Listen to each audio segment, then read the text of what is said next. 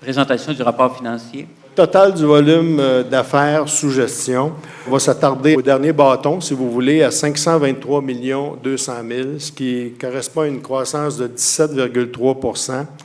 Donc, c'est 78 millions. Pour ceux qui veulent savoir, ça vient principalement des prêts aux entreprises pour 30 millions et 25 millions au niveau de l'épargne. Pour le reste, bon, il y a des prêts à l'habitation, prêts à consommation, etc., mais c'est principalement là que s'est fait la croissance.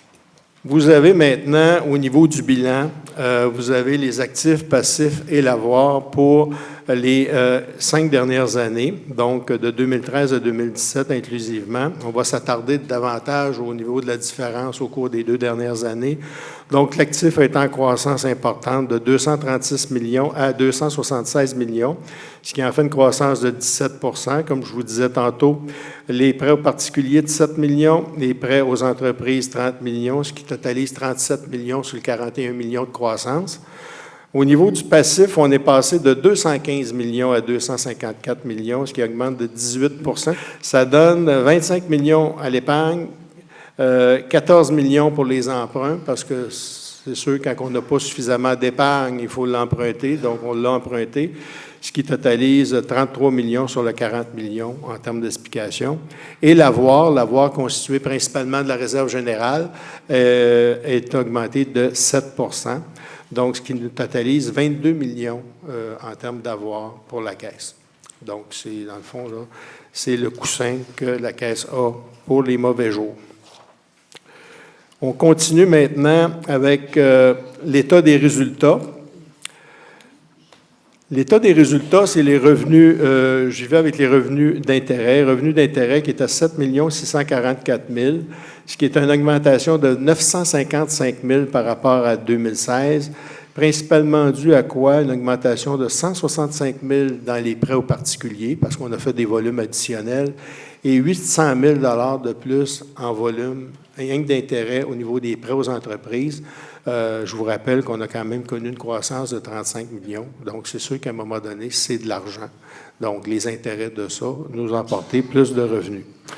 Dans les frais d'intérêt maintenant, parce que c'est beau les revenus, mais il faut quand même payer les intérêts, il y a eu une croissance de 272 000 et ça vient principalement de l'épargne, où ça a diminué de 100 000 parce que les taux d'intérêt ont diminué au cours de la dernière année. 2017 n'a pas été une année d'augmentation de taux d'intérêt.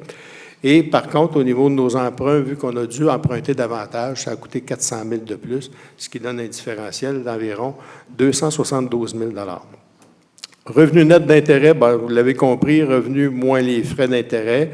Ça nous a quand même permis de faire 683 000 supplémentaires sur l'année précédente. Et au niveau des charges liées à la provision pour pertes sur prêt, c'est l'ensemble des provisions qu'on prend pour les pertes sur prêt, c'est-à-dire parce que c'est sûr, on est une entreprise de prêt, donc ce qu'on perd éventuellement, ça pourrait être des prêts. Quelqu'un qui a des fruits et légumes perd des fruits et légumes. Quelqu'un qui est dans la viande perd de la viande. Nous, on perd de l'argent dans les prêts. Et on a prévu 470 000 pour 2017. 2 raisons particulières par rapport à ça. L'augmentation des prêts aux entreprises comporte un risque plus important et on a effectivement, au niveau de nos provisions collectives, pris des provisions plus importantes et au niveau des provisions individuelles de 135 000 additionnels. Au niveau des prêts aux particuliers, on a pris aussi une augmentation de 169 000 supplémentaires. Donc, c'est tout à fait normal au niveau des ratios. Ça correspond à 0,19 % de l'ensemble des prêts. Donc, ce qui est correct, là, compte tenu des circonstances. Si vous trouvez qu'il y a une grosse différence avec l'année précédente, c'est parce que l'année précédente, on avait eu des retours, des récupérations de prêts. Donc, c'est pour ça que le chiffre était plus petit. Mais on est quand même d'une très bonne période là, au niveau de la croissance économique. Donc, ça va quand même bien de ce côté-là. Autres revenus. Les autres revenus, c'est les autres revenus qu'on fait, les différentes charges sur les comptes, ces choses-là. On a augmenté de 85 000 à 5,6 %. Donc, c'est sûr qu'on a fait des volumes supplémentaires. La Caisse grossit de façon importante. Donc, oui, mais 5,6 % par rapport à une croissance de 18 %. Vous avez compris là, que il y a quand même, là, ça n'a pas augmenté de façon aussi importante qu'on aurait pu. Autres frais, c'est l'ensemble des autres frais, les frais personnels, etc. On a connu une croissance de 1,7 qui est à peu près le taux d'inflation. Principalement dans 2 rubriques, que je vais vous les nommer, au niveau des frais informatiques et des frais au niveau du local, 10 000 pour différentes réparations qu'on a effectuées. Ce qui nous donne un excédent d'exploitation de 1 481 000 donc 36 d'augmentation de l'excédent. C'est une excellente année. Et vous voyez en bas la ristourne qu'on ferait passer de 56 000 à 89 000 pour une augmentation de 58 000. Donc, on doublerait la ristourne là, de 56 à 89 000 en termes de pourcentage.